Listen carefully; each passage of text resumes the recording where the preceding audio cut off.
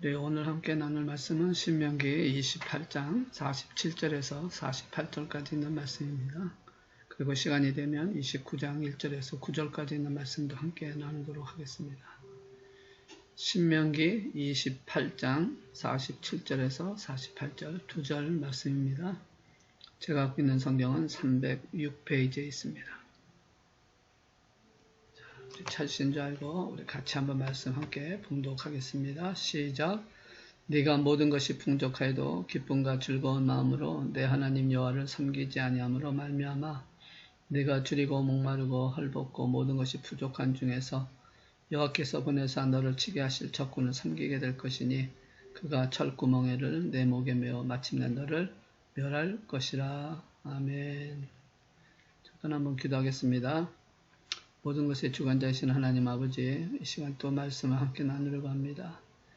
아버지 하나님, 저희들이 함께 또 교회에서 예배드리지 못하고 이렇게 영상으로 예배를 드릴 수밖에 없음을 참 안타깝게 하지만, 그러나 이 가운데서도 우리는 하나님을 바라보게 하시고 하나님의 인도하심을 보게 하시고 하나님이 기뻐하시는 자의 믿음의 삶을 살아가는 저희 모두가 되게 하여 주옵소서. 그래서 말씀을 통해 주시는 하나님의 음성을 듣게 하여 주셔서 어디에 있든지 늘 주님과 동행하게 하시고 하나님의 영광을 위해 살아가는 우리 모든 성도가 되게 축복하여 주옵소서.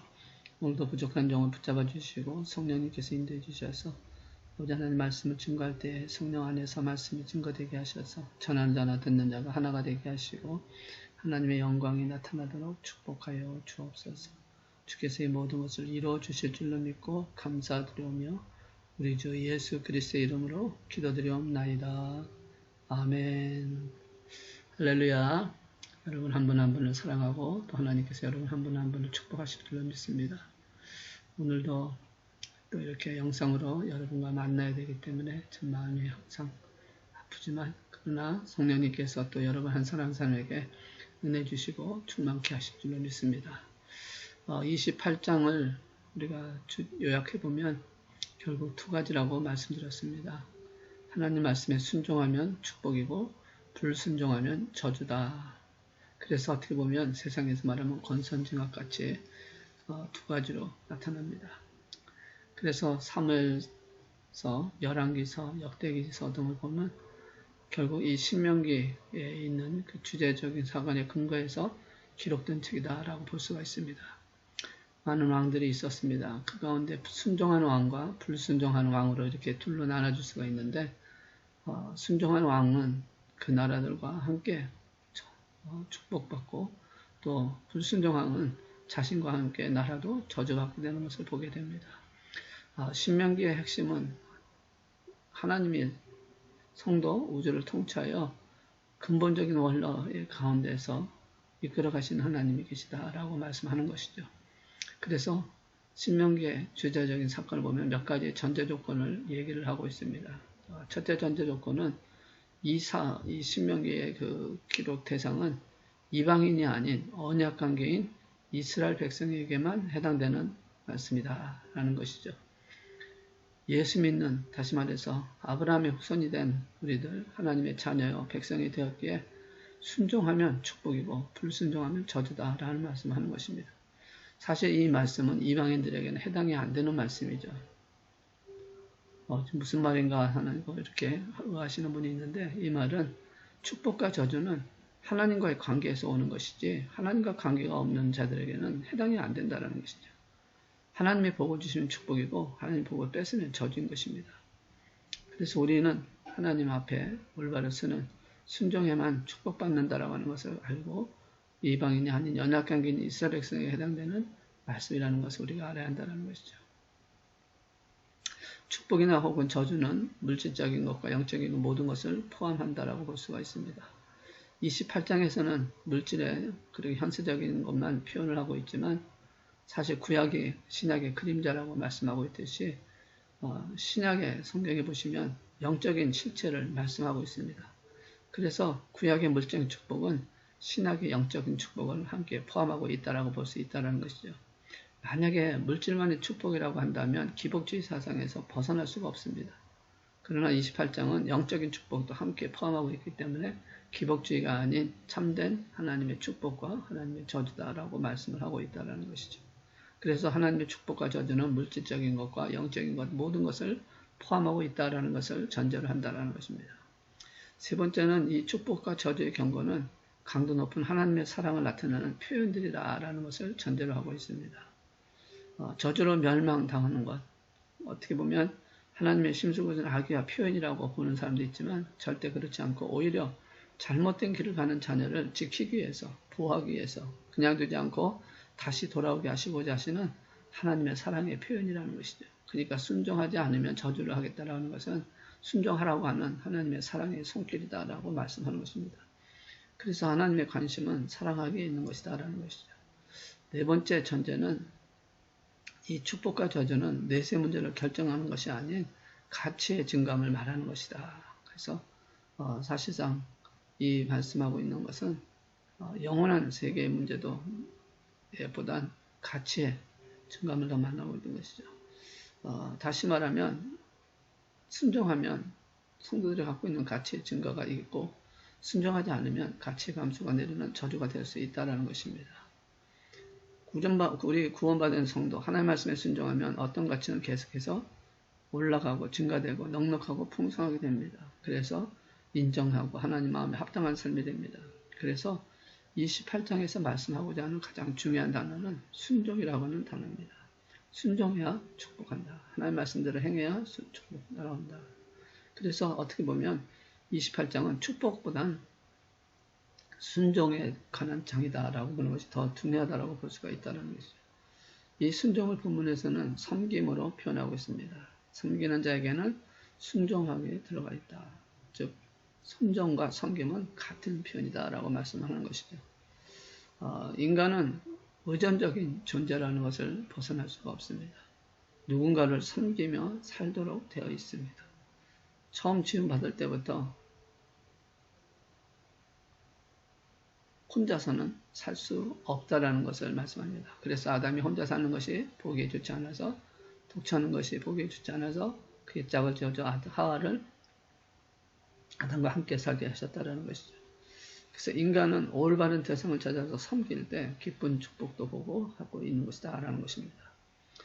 우리가 실직했다, 실현했다라고 이러는 것은 섬길 대상이 없다, 섬길 직장이 없다, 섬길 일이 없다라는 그런 말입니다. 그래서 이들은 마음은 슬픔과 고통이 따라오는 것이죠. 왜냐하면 섬길 대상이 사라졌기 때문에 그렇습니다. 저는 사람은 누군가를 섬기도록 창조했습니다.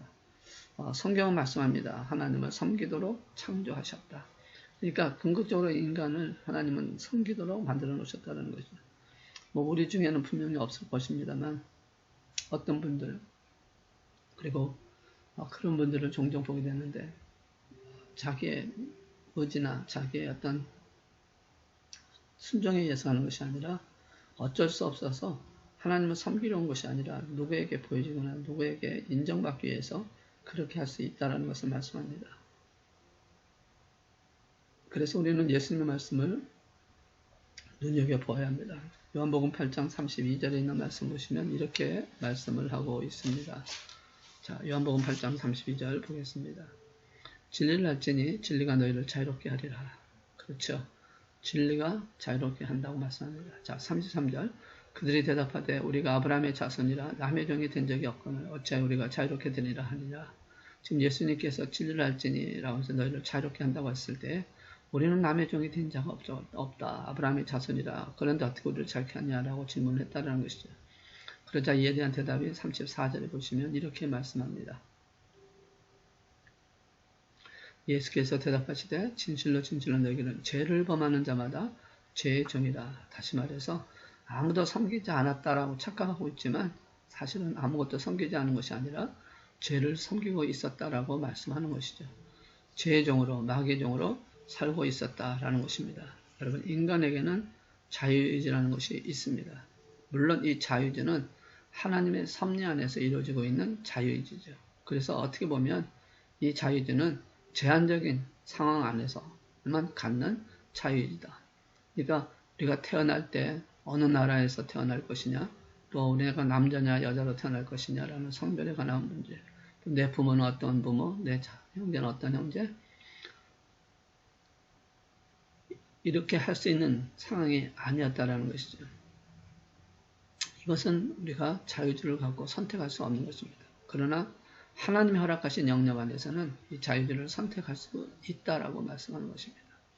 그래서 사실 크게 보면 인간에게는 자유주의가 없습니다. 왜냐하면 하나님의 섭리 안에서 모든 것이 이루어져 가고 있는 것이기 때문에 하나님의 계획대로 가는 것입니다. 그렇지만 그 안에서 하나님의 뜻에 의해서 섬기려 살아가고 있는 그 상황 속에서 어떻게 어떤 모습으로 방향을 바꿀 것이냐 어떻게 할 것이냐에 대한 부분은 선택할 수 있는 자유주의로 허락해 주셨다는 것이죠. 그러니까 순종의 대상을 누구를 선택하는 게 아니라 순종의 대상을 순종할 것이냐 안 할 것이라고 하는 그것에 대한 선택을 주셨다는 것이죠. 그러니까 누구를 선택하는 것이 아니라 말씀에 순종할 것이냐 안 할 것이냐라는 것을 선택할 수 있게 됐다는 것입니다. 그래서 결과적으로 보면 이 섬김에는 두 가지 대상이 있습니다. 하나는 하나님을 섬기는 것이고 또 하나는 외적을 섬기는 것이다.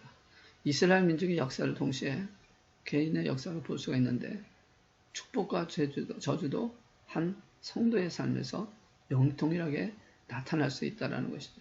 그래서 성경을 보면 백성들이 하나님을 잘 섬길 때 있을 때는 외적의 침략이 없었지만 하나님을 배반했을 때는 외적의 침략으로 그들이 종이 되었던 것을 말씀합니다. 블레셋이나 아람이라든지 또 모압이라든지 바벨론이라든지 아스르라든지 이방인들의 이스라엘 역사에 등장한 이유는 분명히 있습니다.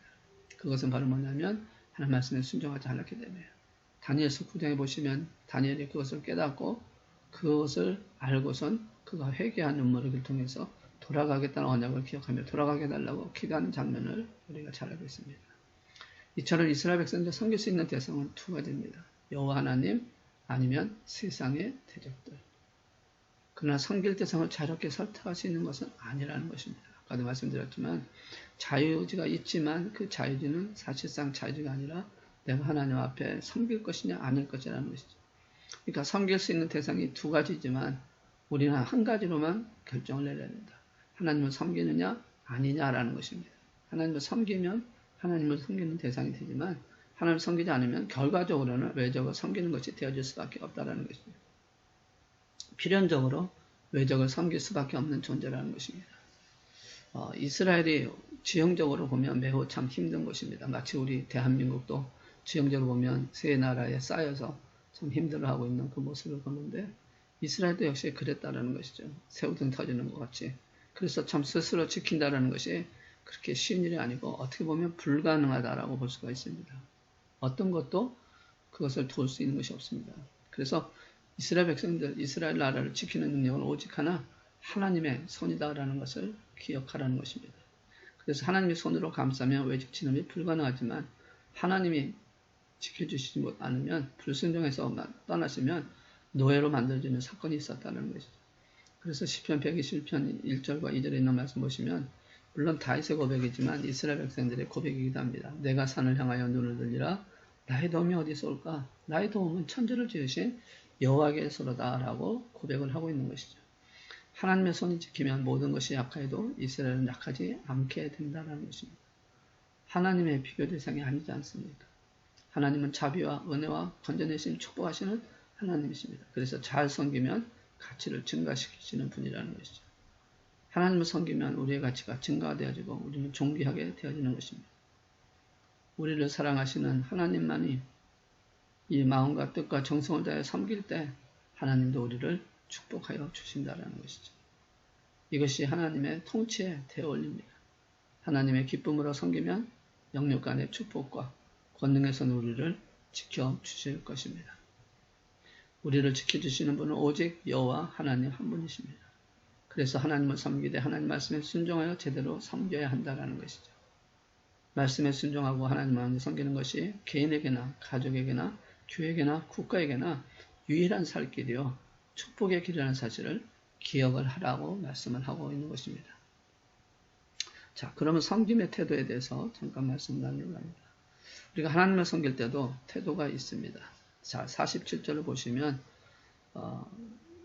이렇게 말씀합니다. 네가 모든 것이 풍족하여도 기쁨과 즐거움과 마음으로 네 하나님을 여호와를 섬기지 아니함으로 말미암아라고 말씀합니다. 자, 여기서 보실 때 무엇을 강조하느냐에 따라서 조금 그 의미가 달라질 수 있습니다.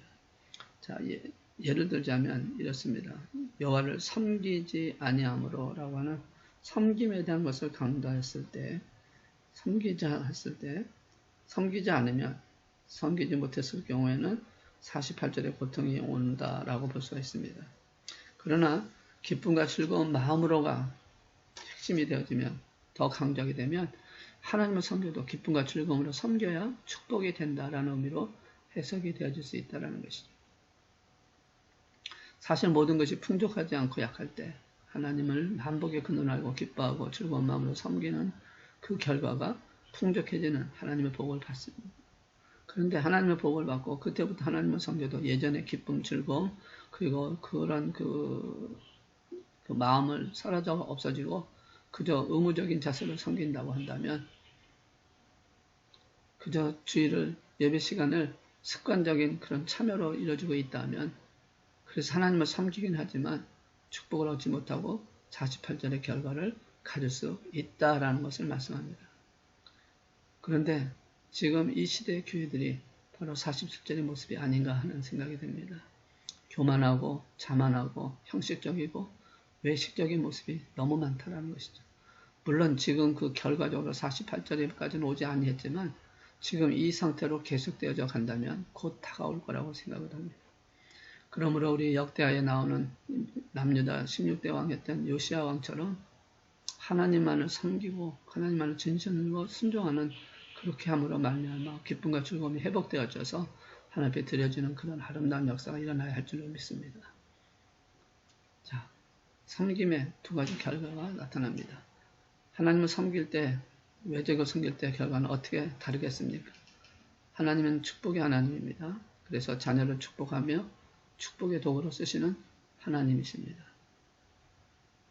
그러므로 하나님을 섬기면 하나님께서는 그 가치를 증가시키고 그것을 통해서 영육 간의 복을 주신다는 것이죠.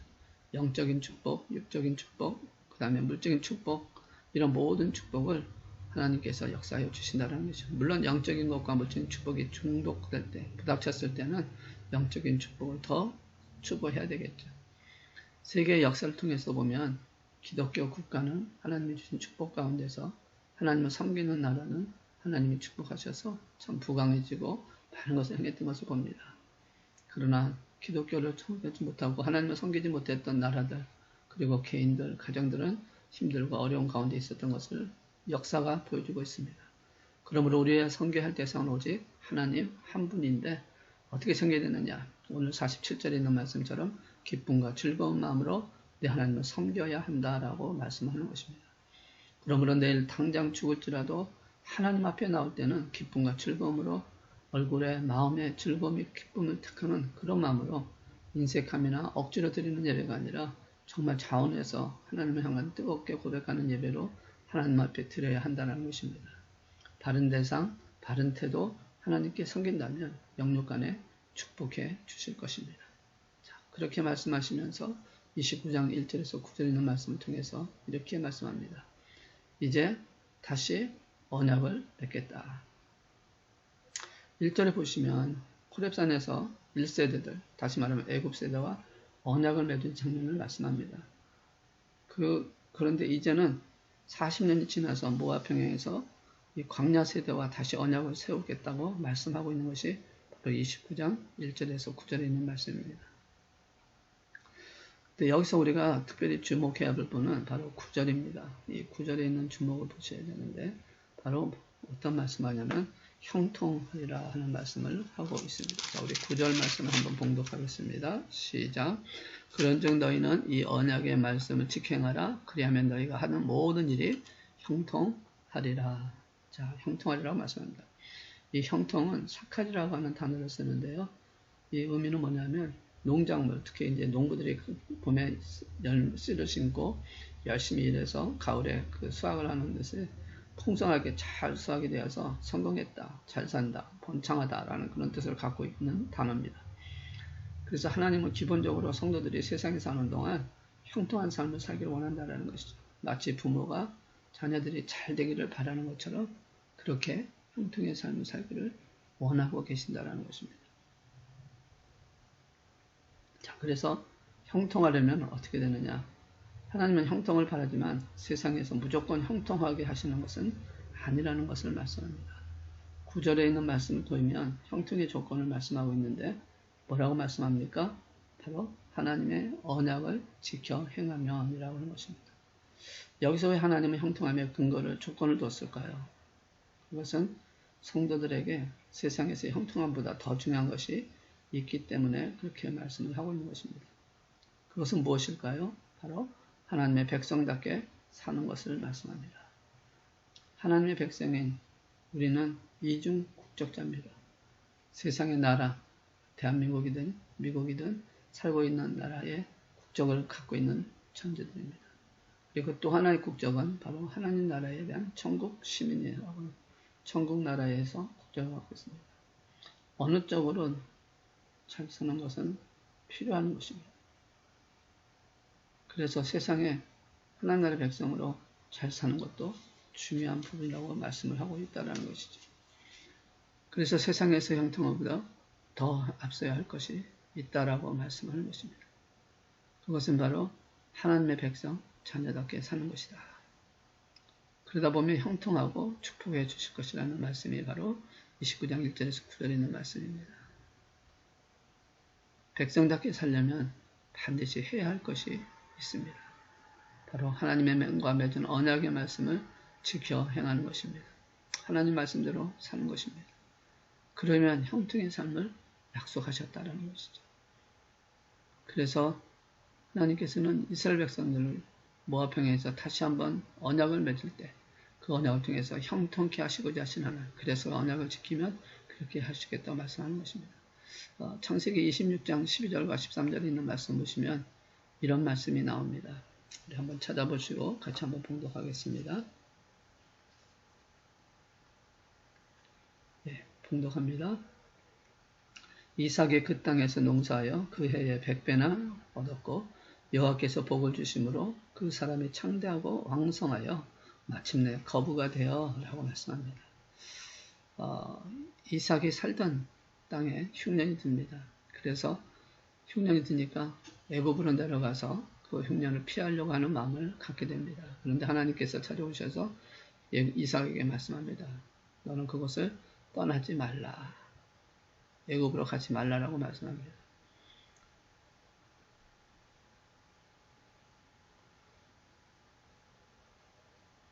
사실 쉽지 않은 결단을 하는 것이죠. 지금 흉년이 들어서 힘든 상황 속에 있음에도 불구하고 그것을 지킨다라고 하는 것, 그곳에 있어야 한다라는 것은 사실 쉬운 일이 아닙니다. 그래서 그것을 지켜야 된다라고 하는 것이 이삭에게는 큰 부담이 되었을지 모르는데 그럼에도 불구하고 이삭이 그 말씀에 순종하여 있었습니다. 그랬더니 결과적으로 축복을 하셨다라는 것이 바로 22절, 13절에 있는 말씀입니다. 그렇습니다. 그리스도의 형통함은 전적으로 하나님의 손에 달려 있는 것입니다. 환경과 상황에 좌우되지 않는다라는 것이죠.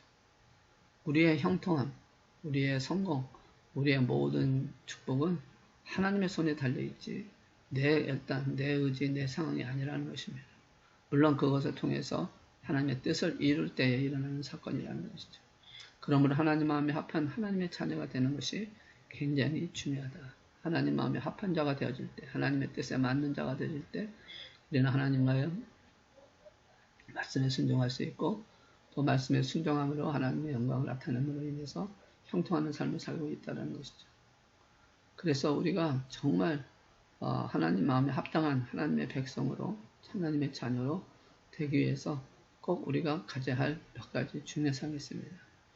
그것은 바로 뭐냐면 기억을 해야 한다는 것입니다. 자, 오늘 말씀을 통해서 보시면 이 기억해야 될 부분을 크게 세 가지로 나누어서 얘기를 하고 있습니다. 첫째는 2절에서 4절까지 있는 말씀인데요. 자, 제가 봉독합니다. 모세가 온 이스라엘을 소집하고 그들에게 이르되 여호와께서 애굽 땅에서 너희의 목전에 바로와 그의 모든 신하와 그의 온 땅에 행하신 모든 일을 너희가 보았나니 곧 그 큰 시험과 이적과 큰 긴사를 내 눈으로 보았느니라. 그러나 깨닫는 마음과 보는 눈과 듣는 귀는 오늘날까지 여호와께서 너에게 주지 아니하셨느니라 라고 말씀합니다. 2절에서 4절까지 있는 말씀을 통해 보시면 결국 애굽에서 나올 때 출애굽 당시 어떻게 나왔는지 그 사실을 기억을 하라. 그런데 이것을 기억했을 때 중요한 것은 왜 기억을 해야 하는 것이죠. 바로 하나님이 함께 하셨다라는 것을 기억을 하라는 것입니다. 하나님이 인도하셨다라는 것을 기억을 하는 것입니다. 하나님께서 역사하셨던 강한 그 사실을 기억하고 있으라는 것이죠. 그러니까 지난 40년 동안 하나님이 행하신 일을 회고하는 것이 굉장히 중요하다라고 말씀하는 것입니다. 두 번째는 5절에서 6절에 있는 말씀 통해서 이렇게 말씀합니다. 주께서 40년 동안 너희를 광야에서 인도하게 하셨거니와 너희 몸이 옷이 낡아지지 아니하였고 너희 발이 신이 헤어지지 아니하였으며 너에게도 떡도 먹지 못하며 포도주나 독주를 마시지 못하게 하셨음은 주는 너희 하나님 여호와이시니를 알게 하려 하심이니라 라고 말씀하고 있듯이 광야에서 일어났던 사건을 기억을 해야 한다라고 말씀합니다. 옷이나 신이나 음식을 하나님께서 특별히 따로 정해주셨고 따로 입히셨고 지켜주실 것을 생각한다면 그것을 기억하는 자가 되어야 된다. 어떻게 하나님이 역사를 하셨는지 기억을 해야 한다라고 말씀합니다. 그리고 7절에서 8절에 있는 말씀 통해서 또 하나를 기억하라고 하는데 너희가 이것을 올 때 헤스보랑 시온과 바산하고 우리와 싸우러 나왔으므로 우리가 그들을 치고 그 땅을 차지하여 루벤과 각과 문에서 반집하게 기업으로 주었나니 라고 하는 말씀을 통해서 싸움에 대한 부분들 하나님이 대적들을 어떻게 이기게 하셨는지를 기억을 하라고 말씀하는 것입니다. 어떻게 이길 수 있게 하셨는지. 그래서 그 땅을 루벤과 각과 그리고 므낫세 반집하에게 기업으로 주었다고 하는 놀라운 사건들 하나님께서 이스라엘 백성들에게 행하셨던 그 모든 사건들을 기억을 하라고 말씀을 하는 것이죠. 이것이 바로 지난 40년 동안 하나님이 행하신 일이라고 하는데 그것을 기억을 하라, 그것을 명심하라고 말씀합니다. 그러면서 또한 뭐라고 말씀하냐면 깨달으라고 말씀을 하는 것입니다. 깨달게 하지 않으셨다. 하나님께서 기억하게 하셨지만 4절 보면 깨닫는 마음과 보는 눈과 듣는 귀는 오늘까지 여호와께서 너에게 주지 아니하였느니라. 그러니까 지금 이런 애굽에서 일어났던 기적이라든지 광야에서 있었던 그런 하나님의 인도하심이라든지 그리고 적들과의 싸움에서 승리케 하셨던 이 모든 사건들, 이 모든 것들을 주님께서 기억하게 하시면서 지금까지는 그거를 깨닫게 하지 않으셨지만 이제 그것을 깨달으라고 말씀합니다. 애굽에서 10가지 재앙을 통해서 홍해를 건너올 때에 애굽 군대를 수상시켰던 사건이라든지 그리고 하나님께서 광야에서 어떠한 일을 행하셨는지 그 일이 무엇을 뜻하는지 깨닫지 못한 것을 어떻게 깨닫게 하라고 말씀합니다. 사실상 그것을 깨닫지 못했기 때문에 그런 이들은 하나님을 원망하고 또 하나님 앞에 하나님께 심판을 당했던 삶을 살아갈 수밖에 없었다는 것입니다. 그러나 광야세대에게는 말씀을 하는 것입니다. 이제 너희는 깨달으라고 말씀합니다. 이제 너희는 깨달음이 있어야 한다는 것입니다. 그래서 그 깨달음을 통해서 언약을 지킬 수 있게 하는 것이다 라고 말씀하는 것입니다. 그것이 29장 1절에 있는 것부터 9절까지 있는 말씀을 통해서 하나님께서 말씀하시고자 하시는 것은 바로 그것입니다. 하나님이 새로운 언약을 통해서 지났던 과거에 있던 것을 기억하게 하시고 그 기억했던 것을 깨닫게 하셔서 그 깨달음을 통해서 하나님 앞에 온전히 맡겨서 하나님의 언약을 지킬 수 있는 힘을 얻기 위해서 하나님의 영광을 나타내는 삶을 살아가기 위해서 하나님 마음에 합한 자가 되기 위해서 형통의 삶을 살기 위해서 하나님께서 언약을 맺는 것을 깨닫게 하셔서 하나님의 자녀답게 말씀에 순종하며 언약을 지키는 성도가 되기를 원한다. 이것이 바로 하나님께서 이스라엘 백성들이 애굽 땅에 가나안 땅에 들어가서 신정 국가로의 역할을 감당하고 그래서 하나님 중심 하나님의 인도하심에 따라 하나님 말씀에 순종하여 언약을 따라 순종하 지키는 그런 축복된 가정 나라 그리고 하나님의 은혜 안에서 세워져가는 교회 그리고 성도가 되기를 원하시는 하나님의 마음을 보여주고 있다는 것이죠. 그래서 28장을 통해서 29장을 통해서 주님 말씀합니다. 순종하면 축복이요 불순종하면 저주다. 그 모든 것이 하나님과의 언약 관계를 통해서 무엇이 하나님을 기쁘시게 하는지 무엇을 하나님을 닮아가는 것인지 무엇이 하나님 마음에 합당한 것인지를 분명히 알고 그 안에서 믿음 안에서 살아가는 저 여러분 되시기를 주님이 원하고 계신다는 것이죠. 오늘 이 말씀을 생각하시면서 우리가 주와 더 가까이 가기 위해서 또 승리하면서 살아가는 저 여러분 되시기를 주의 이름으로 축원합니다. 축복과 저주를 통해서 하나님의 말씀에 순종할 때 하나님께 들어줄 때, 그래서 정말 하나님이 원하시는 그런 아름다운 삶에 살아가는 우리 만안교회 성도님 되시고, 또 오늘 비록 현장 예배는 참석하지 못했지만 이렇게 영상으로 예배드리는 우리 믿음의 영사들 모두에게 하나님의 영광이 나타나고 하나님의 은혜가 더하여서 정말 주 앞에서 늘 기쁨과 감사로 헌신하고 축복하고 행하고 하나님 마음에 합한 자로 세워져 가서 승리하여 하나님께 드려지는 아름다운 삶이 되기를 다시 한번 주의 이름으로 축원합니다. 기도하시겠습니다. 사랑의 하나님 아버지 감사합니다. 하나님의 뜻이 이루어지게 하시고 하나님 영광 있게 하시옵소서. 무엇보다 중요한 하나님 마음에 합한 자가 되기 위해서 모든 말씀을 붙들고 언약을 기억하며 깨닫게 하시는 오늘 속에서 하나님 앞에 드려질 수 있게 하여 주옵소서. 그러기 위해서 우리가 하나님 앞에 기쁨과 감사로 드려지는 헌신과 섬김이 되게 하시고 그걸 통해서 하나님의 나라가 확장되어지게 하여 주옵소서. 오늘도 주님께서 함께 하시고 또 예배 기도하는 가운데 하나님 능력으로 모든 걸 채워주실 줄을 믿고 감사와 찬양을 하나님께 드릴 때에 이 모든 간구를 우리를 구원해주신 예수 그리스도의 이름으로 기도드리옵나이다. 아멘. 이제 자유롭게 기도하시겠습니다.